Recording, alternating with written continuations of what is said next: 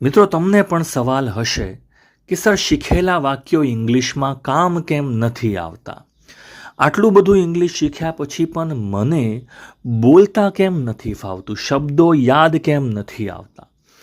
મિત્રો, આ સમસ્યા બધા લોકોને હોય છે અને એનું કારણ હું તમને આજે સમજાવીશ. આવું કેમ થાય છે ધ્યાનથી સમજજો તો તમે ચોક્કસથી તમારી સમસ્યાને સોલ્વ કરી શકશો, સમાધાન થઈ જશે. કોઈ પણ વસ્તુ તમારે જીવનમાં શીખવી હોય ને તો બે પદ્ધતિ છે. એક પદ્ધતિ છે પેસિવ લર્નિંગ અને બીજી છે એક્ટિવ લર્નિંગ. હવે તમને થાય કે આ બંનેમાં ફરક શું પડે? બંને પદ્ધતિમાં મોટો ફરક છે. પહેલી પદ્ધતિ છે જેને કહેવાય છે પેસિવ લર્નિંગ. પેસિવ લર્નિંગ મોટા ભાગે તમે લોકો આ પદ્ધતિથી શીખવાનો પ્રયત્ન કરો છો. હું તમને કંઈ પણ શીખવાડું યુટ્યુબ પર કે કોઈ પણ જગ્યાએ, હું તમને કંઈ પણ શીખવાડું તો એનાથી ખાલી 20-30% ફરક જ પડશે. ક્લાસમાં તમને કોઈ શિક્ષક શીખવાડે છે અને તમે એ વખતે સમજી લીધું, ફરક ખાલી તમને 20-30% જેટલું જ યાદ રહેશે. કારણ કે આ તમે શીખી રહ્યા છો એને પેસિવ લર્નિંગ કહેવાય છે. આમાં તમારો ફાળો બહુ ઓછો છે, તમારા ભાગે બહુ ઓછું કામ કરવાનું આવે છે. બીજું, જો તમારે ખરેખર શીખવું હોય ને સૌથી વધારે જે માર્ક્સ લાવવા માટે કે સમજવા માટે મગજમાં ઉતરી જાય એના માટે જે કામમાં પદ્ધતિ આવે છે એ છે એક્ટિવ લર્નિંગ. તમારે આ રીતે શીખવું પડે, પેસિવ લર્નિંગ કામમાં નહીં આવે. તો એક્ટિવ લર્નિંગમાં શું હોય છે? મિત્રો, તમારી યાદશક્તિમાંથી તમને હાલ જેટલું પણ આવડે છે એમાંથી કંઈક તમારે બહાર કાઢવું પડે. ભલે તમને ના આવડતું હોય છતાં પણ એ મહેનત તમારે થોડી કરવી પડે.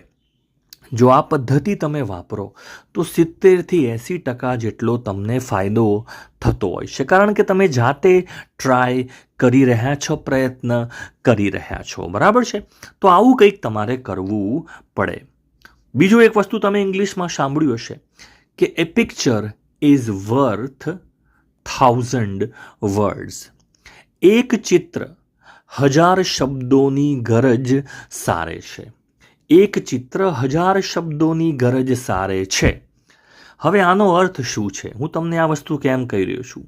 હું તમને એમ કહું કે જો તમને ઇંગ્લિશ આવડતું હોય તો આ જે ચિત્ર અહીંયા આપેલું છે, આ ચિત્રનું વર્ણન તમારે 7થી 8 વાક્યોમાં કરવાનું છે. ખાસ આ ચિત્રનું વર્ણન ઇંગ્લિશમાં 7થી 8 વાક્યોમાં તમારે કરવાનું છે. તો જુઓ, હવે શરૂઆત તમારા તરફથી થાય છે. શરૂઆત મેં નથી કરી, મેં બોર્ડ ઉપર વાક્યો નથી લખી દીધા. મેં તમને કીધું કે આ 7થી 8 વાક્યો તમે જાતે પહેલાં બનાવો.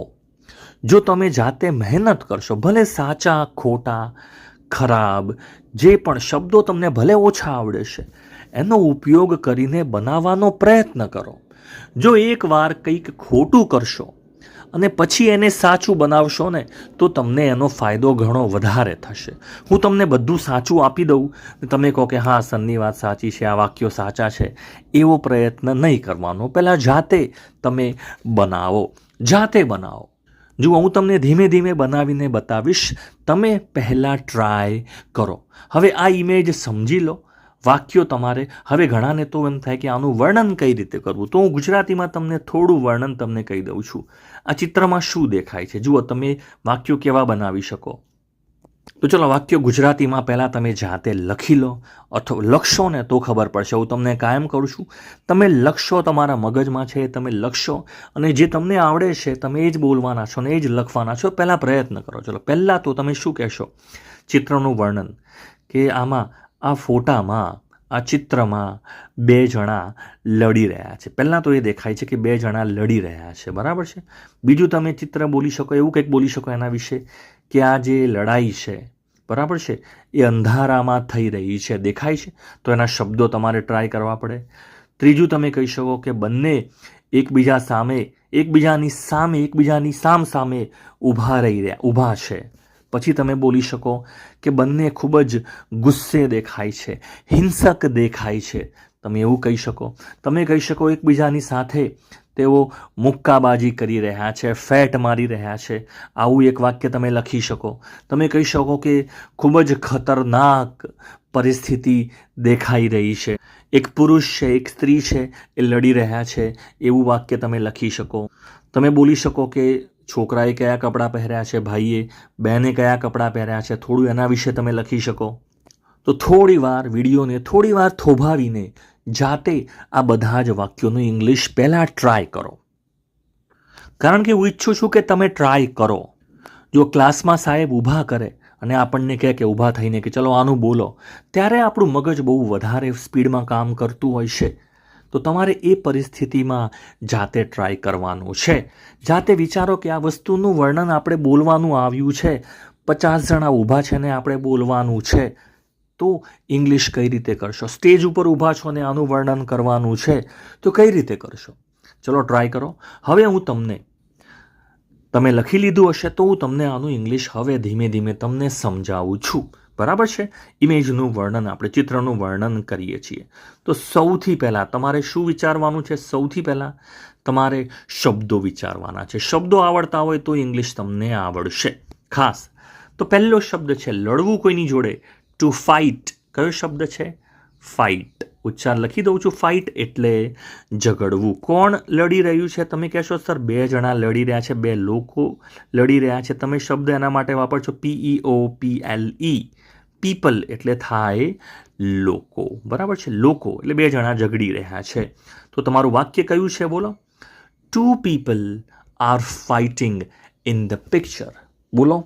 2 people are fighting in the picture. Picture એટલે ચિત્ર. ચિત્રમાં 2 જણા ઝઘડી રહ્યા છે. આ ફોટામાં, ચિત્રમાં તમે જે લખવું હોય તમે અહીંયા પિક્ચરની જગ્યાએ તમે શબ્દ ગમે તે વાપરી શકો. તમે ઇમેજ વાપરો, શું ફરક પડે છે? તમે અહીંયા ફોટો કહો, શું ફરક પડે છે? બરાબર છે? તમે અહીંયા સીન કહો કે ઉપરનો જે સીન છે SCENE એમાં ઝઘડી રહ્યા છે.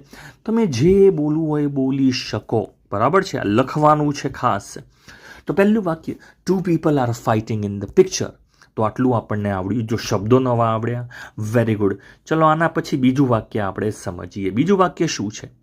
જુઓ, કોઈકને મારવું એના માટે કયું ક્રિયાપદ વપરાય છે? Two hit. હિટ એટલે મારવું. અને એકબીજાને મુઠ્ઠીથી મારી રહ્યા છે તો બંધ મુઠ્ઠી જે છે એના માટે ઇંગ્લિશમાં કયો શબ્દ છે? તમે કહે છો ફિસ્ટ. તો આ શબ્દો બે નવા છે, આપણને આવડવા જોઈએ. ફિસ્ટ એટલે મુઠ્ઠી અને હિટ એટલે મારવું. તો એ લોકો, તમે કહેશો ધે. એ બંને એટલે આપણે ધે કહીશું. They are hitting. They are hitting. એકબીજાને આપણે શું કહીએ છીએ? એને આપણે કહીએ છીએ ઈચ અધર. ઈચ અધર એટલે એકબીજાને. They are hitting each other with their fist. Their એટલે એ લોકોની, તેમની. ધેયર. બરાબર છે? વિથ એટલે એને વાપરીને. યુઝિંગ પણ અહીંયા લખી શકો, યુઝિંગ પણ લખી શકો. આપણને વાક્ય બોલવું પડે, સાચું ખોટું જે બોલો એ. They are hitting each other with their fist. They are hitting each other with their fist. બરાબર છે? આ લખતા આવડવું જોઈએ, બોલતા આવડવું જોઈએ, વર્ણન કરતા આવડવું જોઈએ. બરાબર છે? બીજું વાક્ય છે. ચલો ત્રીજું વાક્ય કે આ લડાઈ જે છે એ ક્યાં થઈ રહી છે? કોઈ વસ્તુ ક્યાંય બનતી હોય, ક્યાંય થતી હોય તો ક્રિયાપદ કયું વપરાય છે? તો વપરાય છે હેપન. હેપન એટલે કંઈક થવું, કંઈક બનવું. બરાબર છે? અને અંધારું છે, અંધારા માટે ઇંગ્લિશમાં બ્લેક નહીં કહેતા, એને આપણે કહીશું ડાર્ક. ડાર્ક એટલે અંધારામાં. તો આ લડાઈ જે છે એ ક્યાં થઈ રહી છે? In a dark room. તો કઈ વસ્તુ? The fight. કઈ વસ્તુ થઈ રહી છે? The fight is happening in a dark. હવે જુઓ, રૂમ છે એવું તમે કહી શકો છો. તમે રૂમની જગ્યાએ કોઈ અંધારી જગ્યાએ તમે પ્લેસ પણ કહી શકો છો. બરાબર છે? ઇન અ ડાર્ક પ્લેસ તમે કહી શકો. તમારે કેવું છે કે ગલીમાં થઈ રહી છે તો તમે શબ્દ વાપરશો સ્ટ્રીટ. તો આ શબ્દ પણ વાપરી શકાય, જે શબ્દ વાપરવો હોય. બરાબર છે?